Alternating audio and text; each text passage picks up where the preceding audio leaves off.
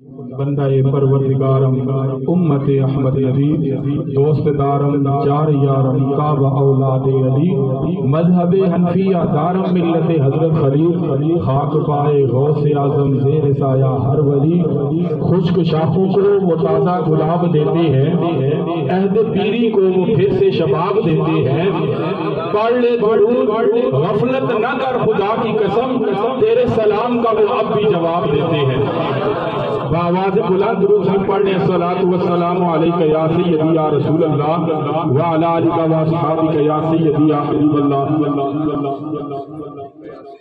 دھوپ میں بیٹھ کے نا آپ نے بالکل سست نہیں ہونا، ایک دفعہ ذرا بلند آواز سے درود شریف پڑھے،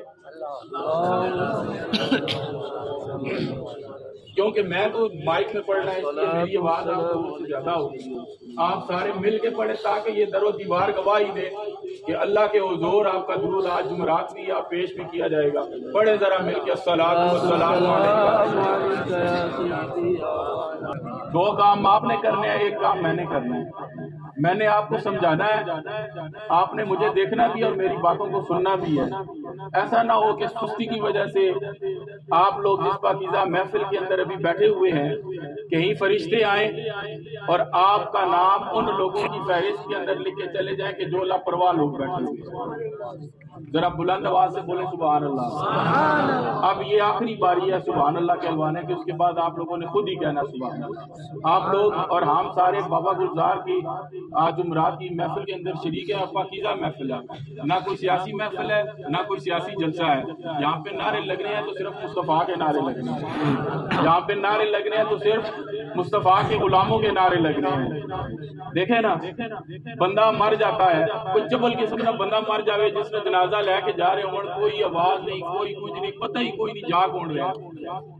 بندہ مرے تے شان نال مرے کہ تمہاں پہ جاون گلی محلے وچ چوک چوراہے چ تمہاں پہ جاون پتہ لگے کوئی نبی دا غلام مریا، کوئی چنگا بندہ مر کے گیا، جس نے جنازے تے کوئی بیچارے سارے گم سم ہو کے جا رہے ہو تے شکر کرن کہ میرا زندگی تے چنگا کام کوئی نہیں کیتا، پتہ نہیں ہن مریا تے اس کریے کہ جڑا کوئی نبی نہ عاشق نبی نہ غلام اس دنیا سے جانا ہے تو اس نشان ہے علی کے لانے تو فلانے تو بعد جنازہ جس ٹائم لے کے جا رہے ہیں پیچھے کلمے نے صداواں بلند ہو رہی ہیں، پیچھے کلمہ شہادت تے ورد ہو رہے ہیں۔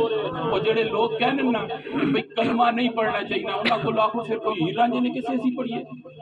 اگر جنازے جے اللہ تے اس نے رسول نے لا نہ لائیے تے کہ ہیر رانجھے نے کسے سی تانوں سنانے پھرتے رہیے؟ اس واسطے میرے بھائی یاد رکھنا، جس راستے تے تسی چل رہے ہو نا او انشاءاللہ سچا تے سچا راستہ، تواڈے پیو دادے جس راستے تے چلے انشاءاللہ صحابہ والا بھی وہی راستہ ہے تے مصطفیٰ جڑا راستہ دس کے گئے وہی راستہ ہے، اور انشاءاللہ ہمارے مرنے کے بعد ہماری اولاد بھی اسی راستے کے اوپر چلے گی۔ ہمیں کوئی فکر نہیں ہے کہ مرنے کے بعد ہمیں کوئی یاد کرے گا یا نہیں کرے گا، ہم نے اپنے باپ دادے کو اگر یاد رکھا ہے تو انشاءاللہ مرنے کے بعد ہمیں بھی ہمارے باپ دادا کو وہ لوگ یاد رکھیں گے۔ من عمل صالحا من ذکر او انثی وہو مؤمن، جس بھی شخص نے عمل کیے اچھے، امال کیے، مل کے بولو امال کیے اچھے، مرد ہے یا عورت ہے، من ذکر او انثی، مرد ہے یا عورت ہے، فلا نحیینہ حیاتا طیبہ، اللہ فرماتا ہے کہ ہم نے اس کی زندگی کو پاکیزہ کر دیا، چاہے وہ دنیا کی زندگی ہے جس طرح بابے کی زندگی گزر گئی، جس طرح قاری مولا بخش صاحب کی زندگی گزر گئی، جس طرح ہمارے والد محترم کی زندگی گزر گئی، جس طرح پیچھے اولیاء اعظام کی زندگی گزر گئی، پیران اعظام کی زندگی گزر گئی۔ من عمل صالحا، زندگی گزاری تو کیا کیا؟ اچھے اعمال کیے، اچھے اخلاق کیے، فلا نحیینہ حیاتا طیبہ، جو زندگی باقی ان کی تھی وہ بھی پاکیزہ تھی، اور مرنے کے بعد بھی اللہ فرماتا ہے کہ ہم نے ان کی زندگی کو پاکیزہ رکھا۔ ولا نجزینہم اجرہم بأحسن ما کانوا یعملون، اور ہم ان کو ضرور اجر دیں گے جو انہوں نے اچھے اعمال کیے۔ کل نفس ذائقۃ الموت، ہر جنازے کے اندر یہ آپ کو علماء پڑھ کے بتاتے ہیں، کل نفس ذائقۃ الموت، ہر نفس نے موت کا ذائقہ چکھنا ہے، ہر نفس نے موت کا ذائقہ۔ یہ اللہ پاک نے کیوں نہیں فرمایا کہ ہر نفس کو موت آنی ہے؟ اللہ یہ بھی تو فرما سکتا تھا کہ ہر نفس کو موت آنی ہے، لیکن فرمایا کہ ہر نفس نے موت کا ذائقہ چکھنا ہے۔ موت کا ذائقہ اس لیے چکھنا ہے کہ انسان کی اصل زندگی تو شروع ہی اس کے بعد ہوگی۔ یہ تو عارضی گھر ہے، مسافر خانہ ہے۔ انسان اس دنیا کے اندر جو اعمال کر کے جائے گا، جو اخلاق کر کے جائے گا، جو اعمال اور جو اخلاق کر کے جائے گا، فرمایا کہ اصل زندگی کے اندر پھر اس کو پتہ لگے گا کہ میں نے عارضی زندگی کے اندر کیا کیا۔ جس طرح انسان قرآن پڑھتا ہے، سمجھتا ہے، تو پھر اس کو پتہ چلتا ہے کہ اللہ نے مجھے مسلمان پیدا کیوں کیا ہے۔ ڈاکٹر بننے والا ڈاکٹر کی کتابیں پڑھتا ہے کہ نہیں پڑھتا؟ وکالت کرنے والا وکالت کی کتابیں پڑھتا ہے کہ نہیں پڑھتا؟ بول نہیں رہے، پڑھتا ہے۔ تو مسلمان ہونے کے لیے بھی قرآن پڑھنا ضروری ہے۔ اگر قرآن ڈاکٹر پڑھنے والا کتابیں اپنی ڈاکٹری کی سینے کے ساتھ لگا کے ساری زندگی رکھے، کوئی اس کو کہے گا کہ یہ ڈاکٹر ہے؟ نہیں۔ وکیل ساری زندگی کتابیں میں اور آپ سینے کے ساتھ لگا کے رکھے رہے اور کہیں کہ میں بڑا وکیل ہوں، تو لوگ کہیں گے پاگل تو نہیں ہو گیا؟ اسی طرح اگر آپ اپنے گھروں کے اندر قرآن کو رکھ کے بیٹھے رہیں، قرآن کو سینے کے ساتھ لگا کے بیٹھے رہیں، تو لوگ دوسرے یہ نہیں کہیں گے کہ یہ مسلمان ہے، بلکہ مسلمان ہونے کے لیے ضروری یہ ہے کہ قرآن کو پڑھے، قرآن کو سمجھے، پھر جا کے پتہ لگے گا کہ اس نے اس دنیا کی زندگی کے اندر کیا کیا ہے۔ وَمَا خَلَقْتُ الْجِنَّ وَالْإِنسَ إِلَّا لِيَعْبُدُونِ، ہم نے جنوں اور انسانوں کو صرف پیدا اس کے لیے کیا ہے کہ وہ ہماری عبادت کریں۔ اب عزیزان محترم، دنیا کے اندر اگر انسان اعمال کرے گا تو اس کی مثال سنیں۔ جناب سیدنا عیسیٰ روح اللہ آپ کے زمانے کا ایک واقعہ لکھتے ہیں کہ ایک شخص تھا بڑا گناہگار، اس کا آخری وقت قریب آیا، اس کی بیوی حاملہ تھی۔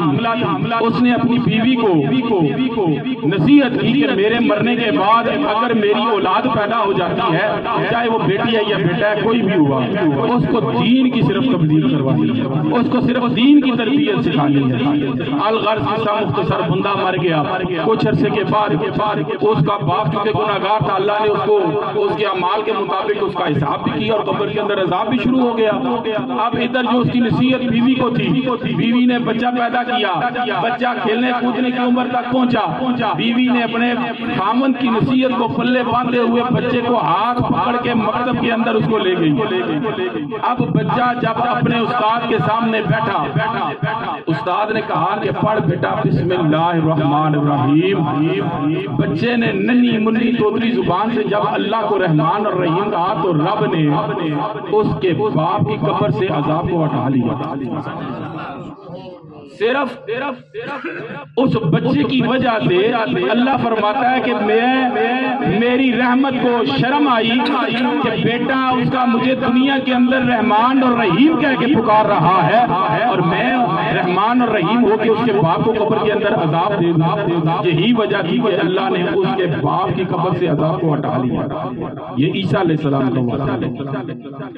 اور ایک حضور علیہ السلام کے امتی جو اس دنیا سے جاتا ہے، اس کے اگر پیچھے اصال ثواب کرنے والے موجود ہیں، اس کے پیچھے پڑھ کے دعائیں مغفرت کرنے والے موجود ہیں، صدقات و خیرات کرنے والے موجود ہیں، تو آپ سوچیں کہ ان کا حساب کیا ہوگا؟ بدرجہ اولا اللہ اپنے محبوب کے صدقے ان کی قبر کو بھی بہتر کرے گا، ان کے حشر کو بھی بہتر کرے گا۔ ہمارا تو یہ ایمان ہے، ہم تو اپنے اسلاف کو یاد رکھنے والے ہیں۔ ہم ایسے لوگوں کے اندر ہمارا شمار نہیں کہ جو مرنے کے بعد بے وفا لوگ، ہم تو وفادار ہیں کیونکہ ہمارے ماں باپ بھی وفادار تھے، انہوں نے اپنے آباء و اجداد کے ساتھ وفاداریاں کی، ہم ان کے ساتھ وفاداریاں کریں گے، اور کل مرنے کے بعد ہمارا اس دنیا سے جانے کے بعد ہمیں بھی یاد ہماری اولاد کرے گی۔ اسی لیے عزیزان محترم، زندگی گزارو تو ایسی زندگی گزارو کہ مرنے کے بعد لوگ آپ کے نام کو اچھے لفظوں سے یاد کریں، آپ کے اخلاق کو اچھے لفظوں سے یاد کریں، کیوں ہوں کہ مرنے کے بعد انسان کی زندگی جو شروع ہوگی وہ ایسی زندگی کہ وہ ختم نہیں ہوگی. حساب کتاب ہوگا ایک گھر سے پھر اگلے گھر کے اندر, اور ہم فیہا خالدون, ہمیشہ ہمیشہ اس کے اندر تم نے رہنا ہے, چاہے وہ جہنم ہے چاہے وہ جنت ہے. اس لیے جو قبر ہے وہ جہنم کے گڑھوں میں سے گڑھا بھی ہو سکتا ہے اور جنت کے باغوں میں سے باغ بھی ہو سکتا ہے. ہمارے تو دعا مانگتے ہیں کہ یا اللہ ہمارے جو بزرگ اس دنیا سے چلے گئے ان کی قبروں کو جنت کے باغوں میں سے ایک باغ بنا. اس لیے یہ کہتے ہیں کہ ہمیں اپنے بزرگوں کی فکر ہے, جن کو نہیں فکر وہ پھر بیچارے کہتے ہیں کہ مر گیا مردود کے نہ فاتحہ تے نہ درود. ایسے لوگوں کے اندر اور ایسے عقیدے کے اوپر کوشش آپ نے یہ کرنی ہے, نہ خود چلنا ہے نہ اپنی اولاد کو ایسی تربیت دے کے جانی ہے کہ وہ مرنے کے بعد آپ کو بھول جائے. اس دنیا کے اندر 100 سال پہلے لوگ موجود تھے, وہ دنیا سے چلے گئے, دنیا کو پرواہ نہیں رہی کسی کی.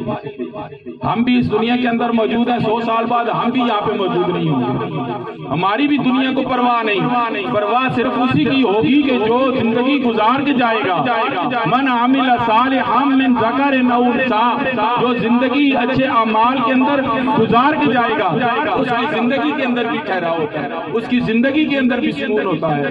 جو رب کو یاد کرنے والا ہے, رب فرماتا ہے کہ ہم اس کے بگڑے ہوئے کاموں کو بھی سنوارتے ہیں. کیونکہ دنیا کے اندر ہمارا تو یہ عقیدہ ہے کہ بگڑے ہوئے کاموں کو کون سنوارتا ہے؟ اللہ. بیماروں کو تندرستی کون دیتا ہے؟ اللہ. ہر قسم کی عافیت اور مصیبت کو دور کون کرتا ہے؟ اللہ کے سوا کوئی بھی دنیا کے اندر. یہاں پہ جو یہ کہتے ہیں کہ ہم یہ کر دیں گے وہ کر دیں گے, وہ بیچارے اپنی قبر سے ٹھیک کر نہیں سک رہے, انہوں نے کس کو ہٹا کے خاک کام کرنا ہے. اس ہستے دنیا کے اندر رہ کے اپنے عقائد و نظریات کو اتنا مضبوط رکھو کہ مرنے کے بعد آپ کے عقائد و نظریات ہی آپ کے سامنے آئیں گے, آپ کے اعمال ہی آپ کے سامنے آئیں گے. اللہ تعالیٰ ہم سب کو عمل کرنے کی توفیق عطا فرمائے, زندگی اچھے اعمال اور اچھے اخلاق کے اوپر گزارنے کی توفیق عطا فرمائے. دیکھیں کہ نماز روزہ یہ ضروری ہے. آپ یہ کہیں کہ ہم محفل کر لیں, نعت خوانیوں کی محفلیں سال بار کروا لیں, ہم درود شروع کروا لیں, یہ اپنی جگہ پہ ان کا ثواب موجود ہے. لیکن اگر آپ نماز روزے کو چھوڑ کے اگر یہ کہیں گے کہ ان کے اوپر ہم بخشے جائیں گے تو پھر یہ آپ کی بھول ہے. نماز روزہ جو فرائض آپ کے اوپر اللہ نے لازم کر دیے ہیں یہ ہر ممکن ضروری ہے. اس سے چھٹکارا اگر انبیاء کو نہیں تھا تو آپ اور ہم کو کیسے چھٹکارا ہو سکتا ہے؟ حضور علیہ السلام یا ایھا المزمل کہہ کے پکارا گیا, قم اللیل الا قلیلا, ساری رات عبادت کرتے تو اللہ فرماتا ہے کہ میرے محبوب اپنی طبیعت کے اوپر اتنا بوجھ نہ فرمانا, اپنی طبیعت کو اتنا نہ تھکاؤ. فرمایا کہ میری امت گناہگار ہے. اللہ فرماتے ہیں کہ محبوب آدھی رات کو نصف رات کو اتنا قیام کرو کہ جتنا تمہاری طبیعت سنبھل جائے, جتنی تمہاری طبیعت مانے اتنا تم میری عبادت کرو. باقی تمہاری امت کو بخشنا یہ ہمارے اوپر ہے, ہمارا تم سے وعدہ ہے. مقام محمود الذی وعدتہ, جس ٹائم ہم تم کو مقام محمود کے اوپر کھڑا کریں گے تو فرمائیں گے کہ جس امتی کی تو سفارش کرتا جائے گا ہم اس کو بغیر حساب کتاب کے جنت کے اندر داخل کرتے ہیں. لیکن حساب کتاب کے بغیر جنت کے اندر تب جائیں گے کہ نماز روزہ تو آپ کے پاس ہونا. انما الاعمال بالنیات, اسی کو نیت حدیث سے سنی علماء کو, انما الاعمال بالنیات, یہ اعمال نہ دار و مدار نیت ہے. بس نیت ایسا کر لیتی ہے, نماز نہیں پڑھنی, نماز کوئی نہیں, وہ نماز پڑھنی ہے, نیت کر کے نماز پڑھنی ہے. اب وہ نماز خشوع و خضوع والی تو ہم نہیں پڑھ سکتے نا کہ حضرت علی المرتضیٰ کرم اللہ وجہ الکریم کی پنڈلی کے اندر تیر لگ گیا, بڑی کوشش کی لیکن تیر نکل نہیں سکا. صحابہ نے عرض کیا کہ جب یہ نماز کے لیے کھڑے ہوں تو کھینچ کے تیر نکال دیا جائے. ادھر حضرت علی المرتضیٰ نماز کے لیے کھڑے ہوئے, صحابہ نے تیر نکال دیا. سلام پھیر کر رکھا, مصلی کے اوپر خون پڑا. فرمایا کیسے؟ فرمایا کہ یہ آپ کی کنڈلی سے ہم نے تیر کو کھینچ کے نکال دیا. ہماری نمازیں تو ہم پورے حساب کتاب کر کے بیٹھ جاتے ہیں, 4 سنتوں کے اندر, 4 فرائض کے اندر ہم پوری دکان کا حساب کر لیتے ہیں. اللہ تعالیٰ ہمیں خشوع و خضوع والے معاملات کو کرنے کی توفیق عطا فرمائے. اللہ تعالیٰ ہم سب کا خاتمہ بالخیر فرمائے. بابا گلزار کا آخری وقت جو گزرا اچھا گزرا ہے, زندگی ان کی اچھی گزری ہے. اللہ تعالیٰ ان کی قبر و حشر کو بہتر ہونے کی توفیق عطا فرمائے. ہماری دعاؤں کو ان کے ہاتھ کے اندر قبول و منظور فرمائے. وما توفیقی الا باللہ.